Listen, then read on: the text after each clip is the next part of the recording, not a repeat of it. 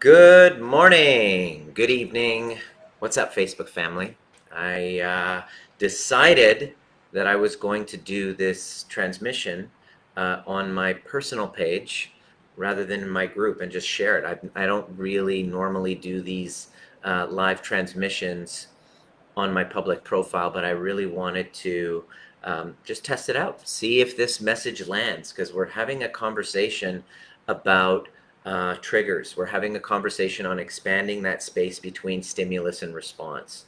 And I'm putting together a 7-part series in my group called Signs You're Acting from a Wound, the unconscious signs that you're acting from a wound. And the conversation is very important if you really want to have healthy relationships.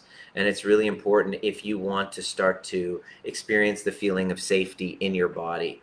Um, Oftentimes, we don't realize this dysregulation in our nervous systems.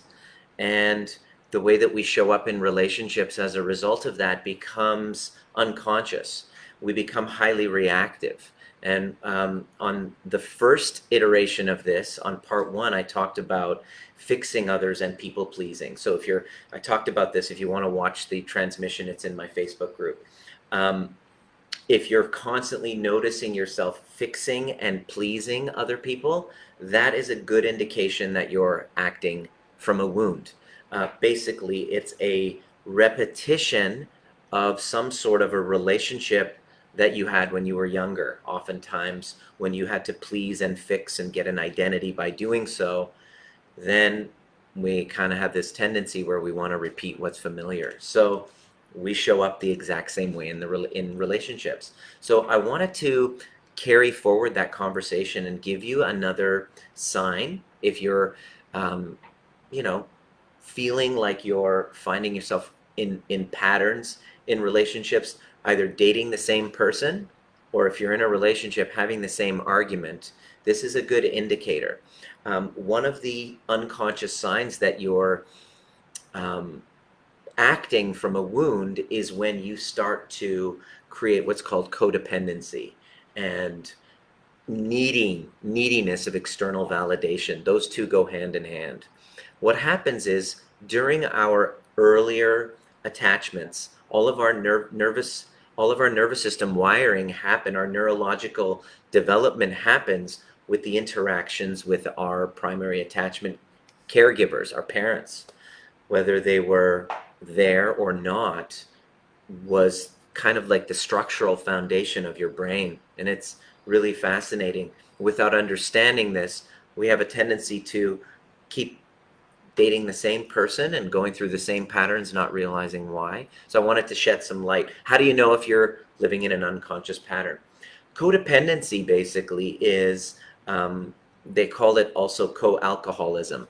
Um, Back in the days of Alcoholics Anonymous and AA meetings, there was the alcoholic and then there was the co-alcoholic. In other words, somebody who was enabling that type of behavior, and they called them the codependent.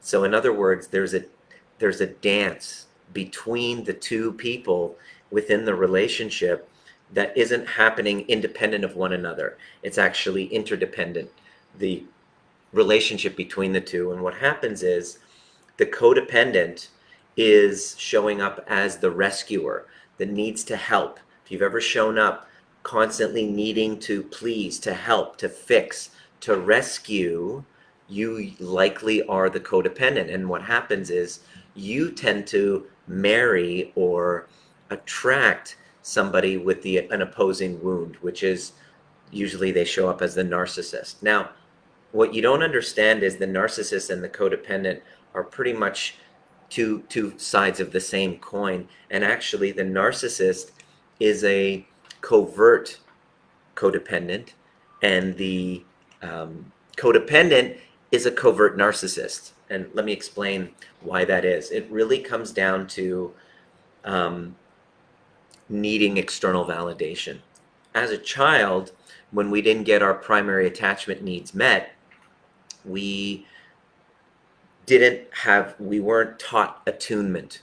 We weren't validated. We didn't have our reality validated. Trauma with a capital T would happen, or trauma with a small t would happen, not having your reality validated, we then adopt a way of being where we need external validation to, you know, give us some sort of validation for our existence. We need it externally. Now, the narcissist will usually take it on where they need it externally from the outside world. It's like, I need to be admired. This is, I remember showing up like this pretty much for the first half of my life. I need likes. I need validation. I need clients to tell me how wonderful I am.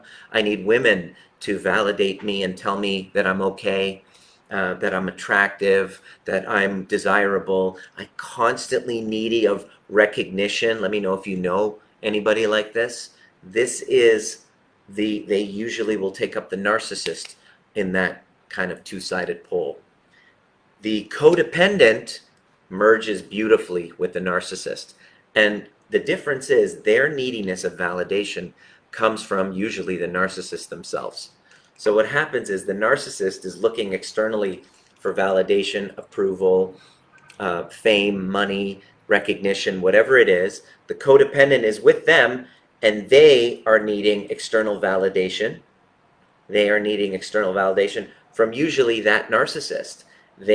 When that one pulls away, the codependent then feels invalidated, much like they did in childhood. So the narcissist is looking outward. The codependent is looking outward to the narcissist, blaming the narcissist, and each side playing victim to somewhere.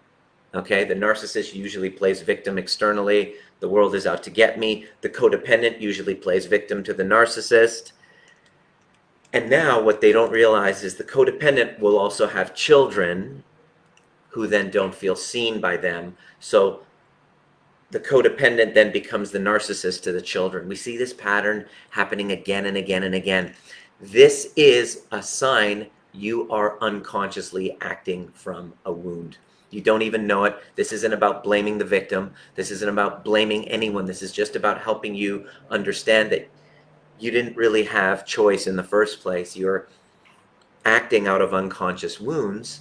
And the answer is to own your part in that triangle, to own your part as the victim, to own your part as the perpetrator, to own your part as the savior, the rescuer. And once you see your part in that, you then can awaken and break free from that cage. Because it's a cage, it's a prison. We keep going over again and again and again, and maybe we might leave a relationship and then find ourselves in the exact same pattern in a new one. So I'm really all about the conversation of breaking that pattern. And it's not very comfortable because everybody in that dynamic unconsciously really wants to hold on to that victim story.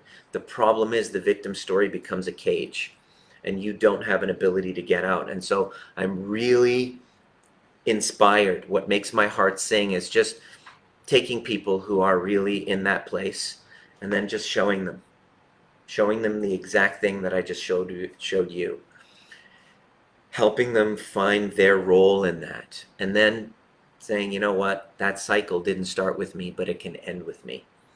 So what happens is the healing of it is all about going back and rescuing the younger parts of you that really weren't seen, that didn't feel heard, that were deeply hurt, and to grieve with that younger part of you. And it's a very painful process at first, because you're actually experiencing pain you've been pushing away for a very long time or avoiding. And it's actually quite beautiful. We've had some amazing healing stories of people who've broken from that cycle. Their bodies heal, their relationships heal. They're able to create secure, healthy attachments and healthy interdependence in their lives. They dissolve the anxiety from their body. It's a really powerful process. And if this is something that you're keen on breaking that cycle and you see yourself in it, I really recommend you send me a DM and tell me what your story is. Tell me what you noticed in this codependent narcissistic cycle that you unconsciously co-created, and what you'd love to accomplish in the next couple months. And if you are keen and you're like, that's it, I know exactly I want to be the hero of this journey, I have a link that I'm going to share that invites you to come to one of our community events, Breathwork and Badassery, where you're going to connect with your inner child with an inner child meditation. And then I lead you with some beautiful music into changing your breathing patterns and helping you reconnect to parts of you that felt so hypervigilant and didn't feel safe. It's really creating that safety within. So there's a link there. I would love it if you would join us and continue the conversation.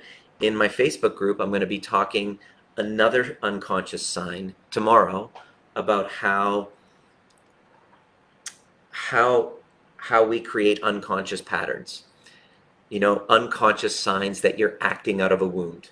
We have people pleasing, fixing others, codependency, and needing external validation. Those are some signs that you have trauma stuck in your body. And the good news is there is an access point to get out, and you start through the breath. And I'd love to guide you. See you at the next perfect time.